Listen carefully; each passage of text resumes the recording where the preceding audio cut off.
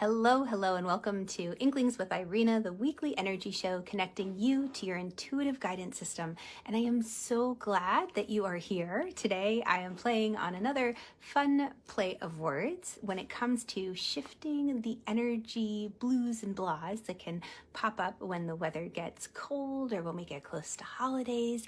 I want to give you a recipe that you can take away because it's very much coming to the forefront for my clients, and both my one-on-one clients as well as those in my incredible Insight of the Moon. And hey, if we haven't met, my name is Irena Miller. I'm an intuitive energy guide and energy alchemist. I love for the last 2 decades, I've been studying sacred practices, everything from yoga to Reiki to tarot to crystals to tuning forks. Oh my goodness. And what I do is I've been bringing that for the last 2 decades to empathic, visionary people who are looking to make the world a better place. They want to leave it better than how they found it. And yet they take on so much of the hurt and the ache as if it were their own. So I want to talk about that today a little bit because it's so easy to absorb these big feelings. And at this time of year, if weather's a little gray where you live, or, just not being able to see the family, then this energy recipe will help. So since we are close to the holidays, if you're watching with me live or you're watching in a replay later on down the road, what's your favorite holiday movie? Do you have a favorite?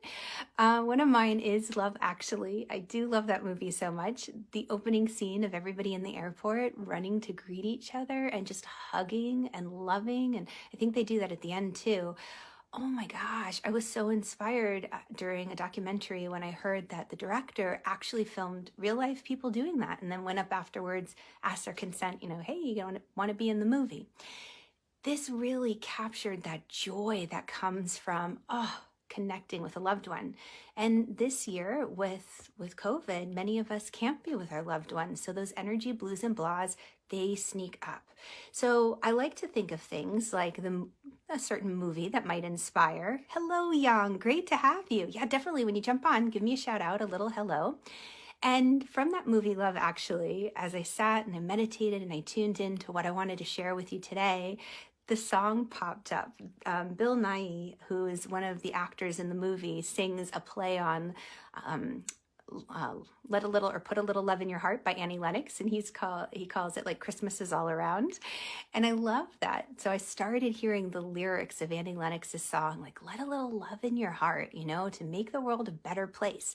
Now, how this tunes into the energy recipe is so often when we think of making the world a better place, especially as an empath, we want to go out and give to others. Not that that's a bad thing. It's wonderful to support and give to others. But what happens more often than not is that many empaths give so much that they end up run down, drained, burned out. They start to resent others because they're like, I help so much.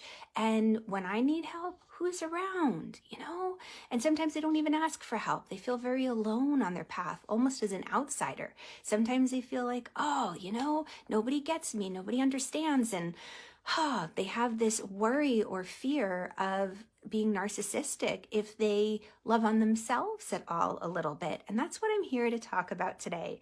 So I'm using a fun catchphrase, Bob's your uncle. I don't know if you guys have heard that catchphrase, but definitely in my overseas mode. I lived in Ireland for a time and have many relatives over there in the west coast of Ireland.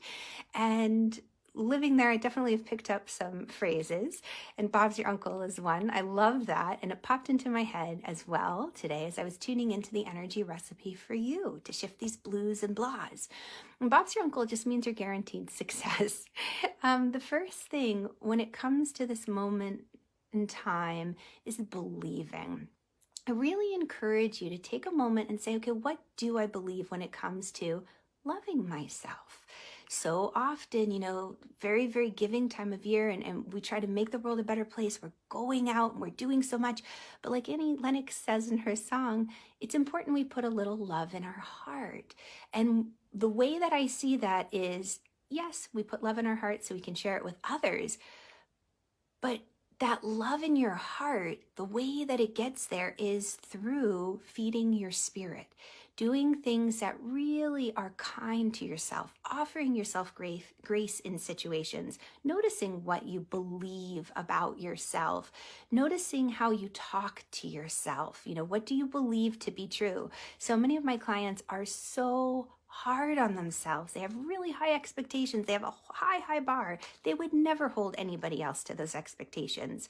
And it's rare that they offer themselves grace. So this is a moment in time, and this has energy recipe to encourage you to believe in yourself. Believe in loving on yourself, and don't worry that, it would be selfish or narcissistic, because here's the thing: when you do very sacred, energetic practices to feed your spirit, and that could be a walk. Your walk can be a very sacred experience. It could be a bath. What happens is you shift your energy vibration. You're taking time to love and care, and that translates out. It ripples out so that others feel that about you.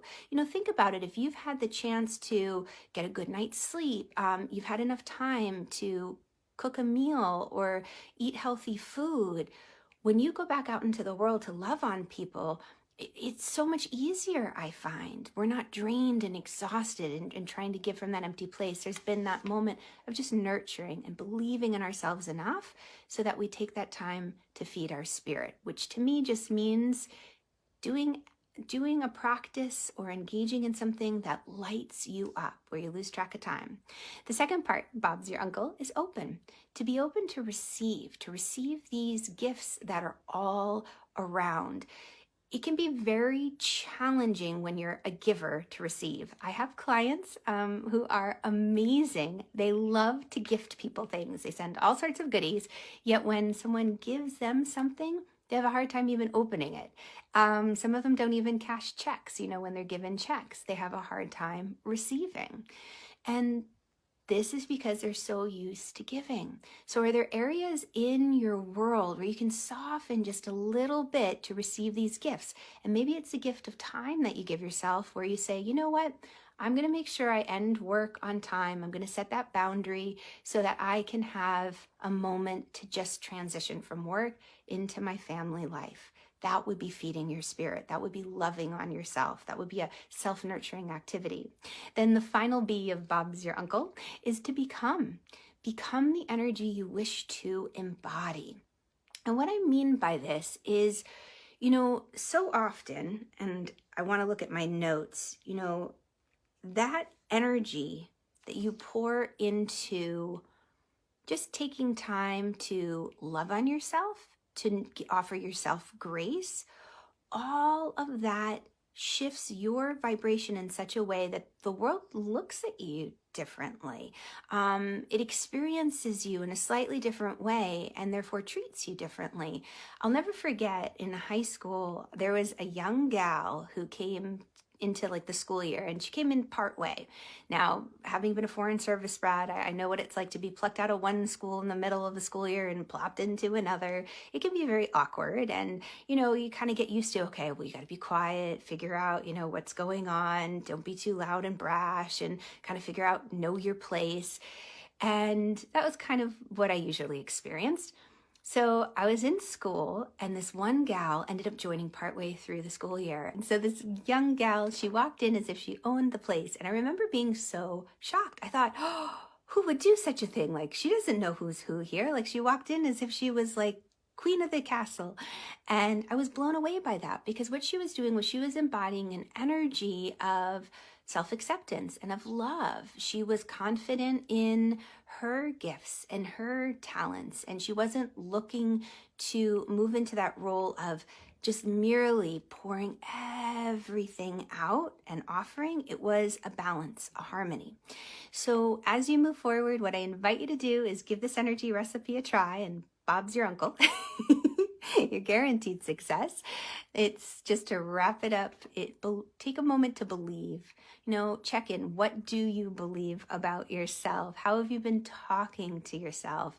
Take a moment to shift that and really love on yourself. And then question, are you open to receive the gifts that are coming your way? Many givers and empaths, we just love to give. It's very hard to receive, but allow yourself, even in the smallest of moments, to say, yes, you know what? I'm going to receive this little gift of extra time and not try to fill it with another appointment. And then finally, the last B, becoming. Embody the energy that you wish to become, meaning simply you go through the sacred practices.